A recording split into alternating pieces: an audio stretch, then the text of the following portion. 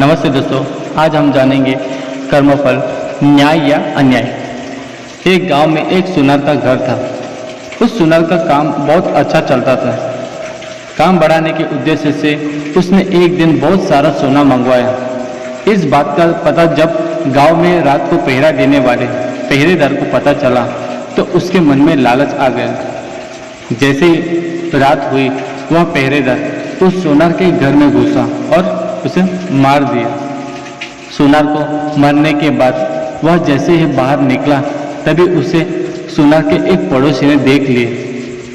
वह पड़ोसी बहुत ही सज्जन पुरुष था। उसे अचानक देख पहरेदार घबरा गया। उस सज्जन पुरुष ने पहरेदार के हाथ में जब बक्सा देखा तो उससे सवाल पूछना शुरू कर दिया। ये बक्सा लेकर कहाँ जा रहे हो? शोर मत मचाओ। देखो, इसमें से थोड़ा सोना तुम ले लो, थोड़ा मैं ले लेता हूँ। मैं ले लूँ? मैं गलत काम नहीं कर सकता। यह सुन पहरेदार ने उसे डराने के लिए लहजे में उससे कहा, देखो मेरी बात मान जा, नहीं तो बहुत बुरा होगा। फिर मुझे दोष मत देना। धमकी देने पर भी जब वह सज्जन पुरुष ना माना तो उस पहरेदार ने जोर जोर से चिल्लाना शुरू कर दिया। जब सब लोग इकट्ठा हो गए तब वह सबको झूठी कहानी बताने लगा। ये आदमी सुनार के घर से यह बक्सा लेकर आ रहा है, मैंने उसे पकड़ लिया है। जब सब लोगों ने सुनार के घर जाकर देखा तो सुनार मरा पड़ा था। पुलिस को बुलाया गया और पुलिस उस निर्दोष व्यक्ति सुनार के कत्ल के इल्जाम में पकड़कर ले गई। मामला कोर्ट पहुंचा। उस आदमी ने जज के सामने बहुत कोशिश की कि खुद को निर्दोष साबित कर सके, लेकिन सारे सबूत और गवाह उसके खिलाफ थे। जैसे ही उसको फांसी की सजा हुई वैसे ही उसके मुंह से निकला, हे भगवान के दरबार में कोई न्याय नहीं है। जिसने मारा उसे कोई सजा नहीं और जिसने कुछ किया भी नहीं उसे फांसी की सजा मिल गई। जज को उसके इन शब्दों से लगा कि उन्होंने फैसले में कोई गलती तो नहीं कर दी। जज ने सच का पता लगाने के लिए एक योजना बनाई।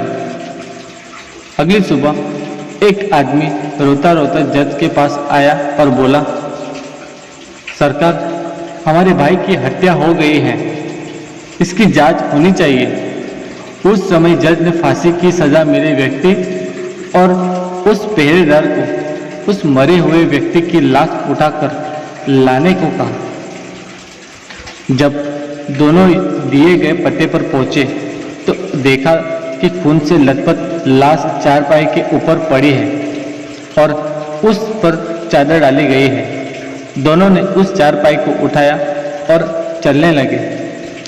रास्ते में उस पहरेदार ने उस फांसी की सजा मिले व्यक्ति को कहा, अगर तुमने उस रात मेरा कहा मान लिया होता तो तुम्हें फांसी की सजा भी ना होती और सोना मिलता सो अलग।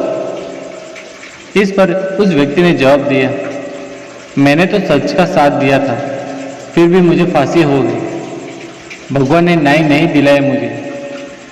चलते चलते जब दोनों जज के सामने पहुंचे तो चारपाई पर पड़ी हुई लाश एकदम उड़ गई। असल में वह लाश नहीं थी, बल्कि जज द्वारा सच का पता लगाने के लिए गया एक सिपाही था। उस सिपाही ने उठकर सारी सच्चाई जज को बता दी। जज सच्चाई सुनकर बहुत हैरान हुए। पहरेदार को कैद कर लिया गया।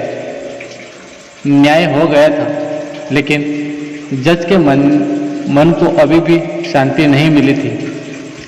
सो उन्होंने उस सज्जन व्यक्ति से कहा, इस मामले में तो तुम निर्दोष साबित हो चुके हो, लेकिन सच सच बताओ, तुमने कभी कोई हत्या की है?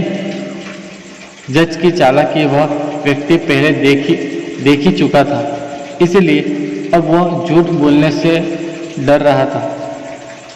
इसीलिए उसने सच्चाई बताना शुरू कर दी। बहुत पहले की बात है, एक दुष्ट व्यक्ति मेरी गैर हाजिरी में मेरी पत्नी से मिलने आया। मैंने अपनी पत्नी और उस व्यक्ति को समझाने का बहुत प्रयास किया, मगर वे नहीं माने।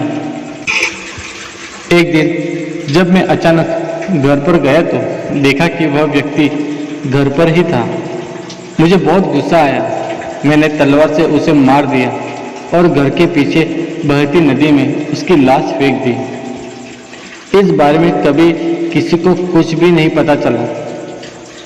जज ने कहा, मैं भी यही सोच रहा था कि मैंने कभी कोई गलत काम नहीं किया और न ही किसी से रिश्वत ली, फिर मेरे हाथ से ये गलत फैसला हुआ कैसे?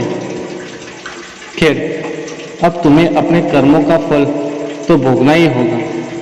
पहरेदार के साथ अब तुम्हें भी फांसी होगी। तो दोस्तों, ये बात तो सच है कि कर्मों का फल भले ही देर से मिले लेकिन मिलता ज़रूर है।